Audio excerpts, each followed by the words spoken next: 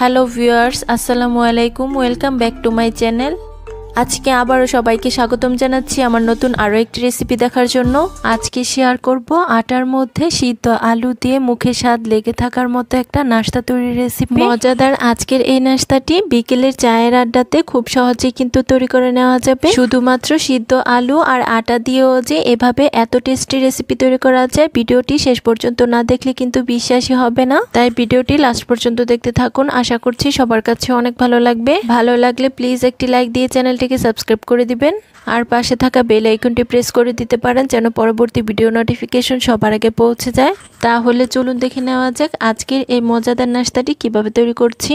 ফার্স্টে এখানে দেখুন আমি একটা বোর্ডের ওপর ছোট সাইজের 3টি আলু নিয়েছি।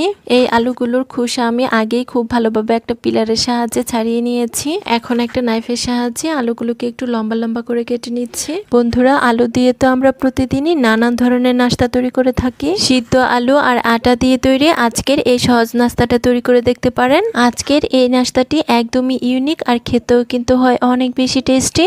আপনি এই নাস্তাটা একবার বানালে বারবার বানাতে কিন্তু বাধ্য হবেন। বন্ধুরা, যারা আমার এই ভিডিওটি দেখছেন প্লিজ একটি লাইক দিয়ে চ্যানেলটিকে সাবস্ক্রাইব করে দিবেন।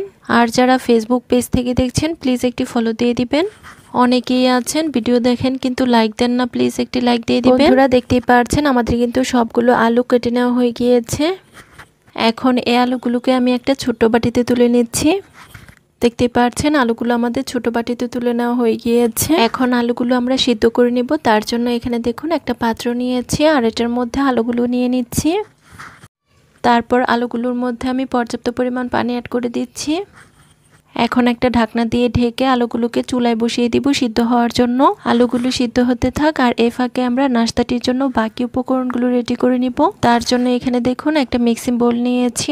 এখন এই মিক্সিং বোলটাতে নিয়ে নিচ্ছি 1 কাপ পরিমাণ আটা। আটার পরিবর্তে এখানে কিন্তু আপনারা চাইলে ময়দা কিংবা চালের আটাও নিতে পারেন। চালের গুঁড়া নিলে নাস্তাটি খেতে কিন্তু আরো বেশি মজার হবে। এখন এটার মধ্যে আমি অ্যাড করে দিচ্ছি আমরা যে আলুগুলো সিদ্ধ বসিয়ে রেখেছিলাম সেগুলো সিদ্ধ হয়ে গিয়েছে। এগুলোকে আমি এখন এটার মধ্যে অ্যাড করে দিচ্ছি। এখন আমি হাত দিয়ে আলুগুলোকে খুব ভালোভাবে ম্যাশ করে আটার সাথে মিশিয়ে নিব। আলুগুলোকে কিন্তু আমাদের খুব ভালোভাবে ম্যাশ করতে হবে যেন আলুর মধ্যে বড় কোনো টুকরো না থাকে। এ পর্যায়ে আলুর মধ্যে যদি কোনো বড় টুকরো থাকে তাহলে কিন্তু রেসিপিটি খেতে একদমই ভালো হবে না। তাই আমাদের একটু সময় নিয়ে আলুটা খুব ভালোভাবে ম্যাশ করে আটার সাথে মিশিয়ে নিতে হবে। বন্ধুরা, আমি 4 থেকে 5 মিনিট আলুটাকে খুব ভালোভাবে ম্যাশ করে আটার সাথে মিশিয়ে নিয়েছি। এখন এটার মধ্যে আমরা বাকি উপকরণগুলো অ্যাড করে দিব। ফার্স্টে দিয়ে দিচ্ছি 2 টেবিল চামচ ধনিয়া পাতা কুচি। এখন এর মধ্যে কিছু গুঁড়ো মশলা অ্যাড করব। ফার্স্টে দিয়ে দিচ্ছি 1/4 টিস্পুন হলুদের গুঁড়া। তারপর অ্যাড করে দিচ্ছি ঝালের জন্য 1/4 টিস্পুন মরিচের গুঁড়া। ঝালের পরিমাণটা কিন্তু যার যার স্বাদ অনুযায়ী দেওয়া যাবে, অর্থাৎ যে যেরকম ঝাল খেতে পছন্দ করেন ঠিক তেমনটাই দিয়ে নেবেন। তারপর অ্যাড করে দিচ্ছি 1/4 টিস্পুন ধনিয়া গুঁড়া। দিয়ে দিচ্ছি 1/2 চা চামচ চাট মশলা। সবশেষে আমি এখানে অ্যাড করে দিচ্ছি 1/2 চা চামচ লবণ বা স্বাদ অনুযায়ী।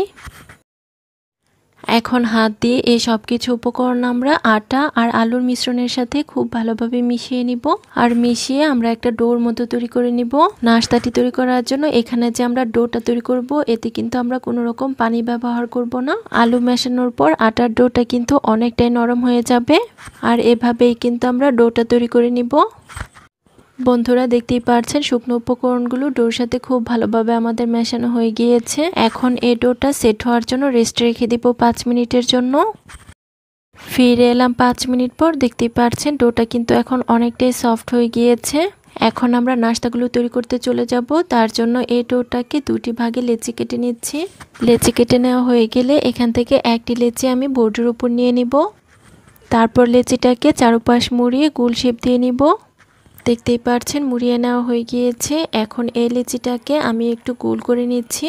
তারপর লেচিটাকে বোর্ডের উপর রেখে অল্প পরিমাণ আটা ছিটিয়ে নিব।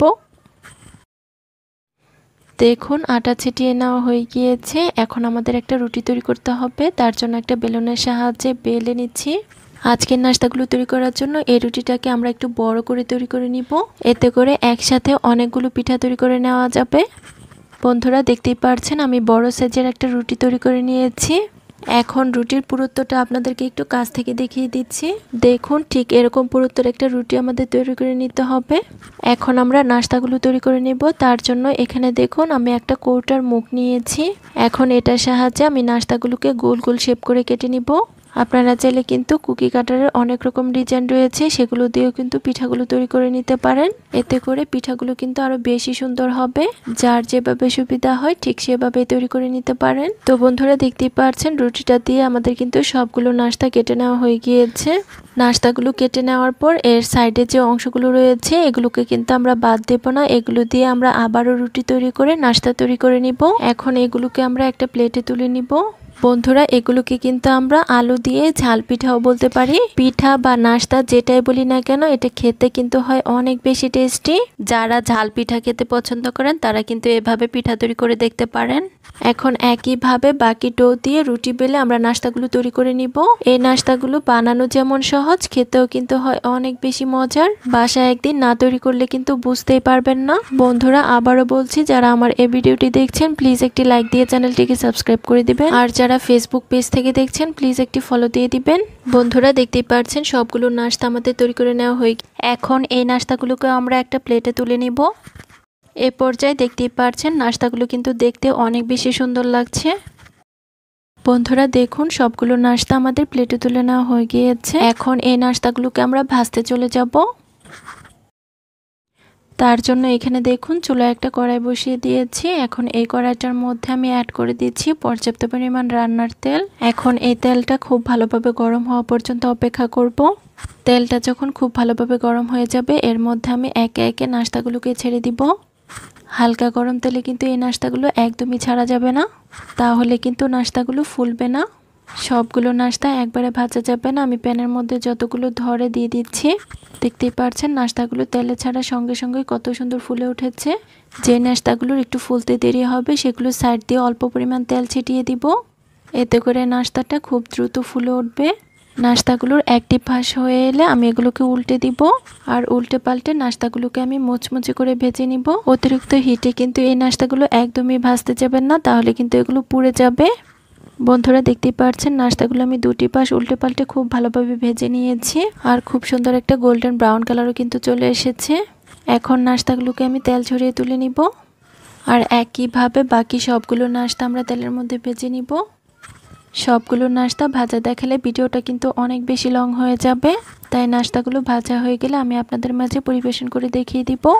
বন্ধুরা দেখুন আমাদের সবগুলো নাস্তা ভেজে নেওয়া হয়ে গিয়েছে। সিদ্ধ আলু দিয়ে তৈরি এই নাস্তাগুলো এতটাই টেস্টি হয়েছে, ভাজতে ভাজতে কিন্তু অর্ধেকটি নাস্তা খাওয়া হয়ে গিয়েছে।